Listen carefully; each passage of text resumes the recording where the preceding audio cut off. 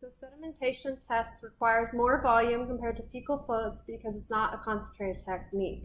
So we're going to use about 10 grams of fecal sample today. So most flukes you can use just tap water on. There are some exceptions, but today we're just going to go ahead and use tap water.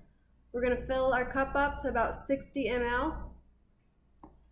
And then we're going to mix our sample really well.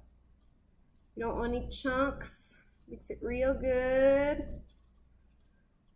So in this lab, we use a fluke finder. It's a little bit finer of a strainer than most of your strainers, so there's not going to be as much debris in the bottom when we read our sample later, but you can use anything to strain, such as cheesecloth and tea strainers. So we're going to put our fluke finder on top of a cup, then we're going to pour our sample on top of that. Make sure it all goes in there.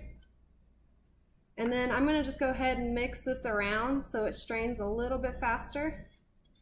That way I don't have to wait all day. So it's straining pretty good. Alright, it's looking good. So I'm going to go ahead and remove my fluke finder, set it to the side, and this is what we want, our solution underneath. So I'm going to go ahead and pour it in just a 50 ml tube. Fill it all the way to the top. And if I want to be picky, I can fill it up a little more. So the more we fill up our cup, the quicker it's going to wash. So I'm just going to add a little more water. Put on the cap.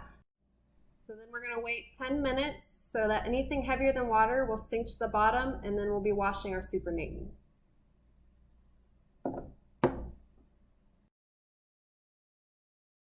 Okay, so now we're going to practice how to wash our sample. So it may be kind of hard to see the pellets at the bottom when you first wash your sample, but this is after 2 washes, and you can kind of start seeing the pellets that we want to avoid washing out.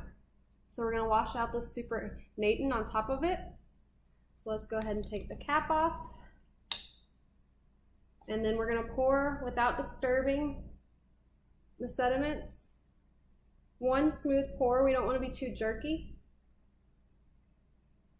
And then just be brave, but not too brave. And I'm going to stop right there. So we still have all our sediment, and then we're just going to go ahead and add water all the way to the top again. And our next wash should be a lot clearer. And we wait.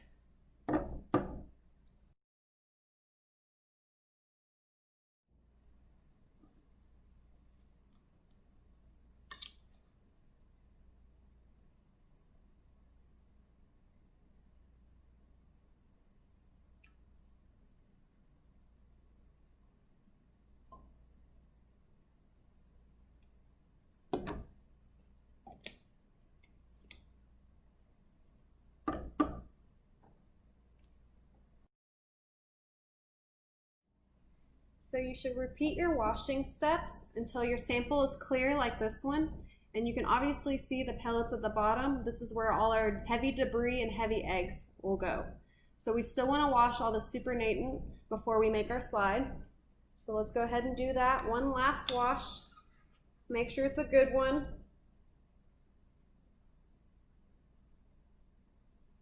All right.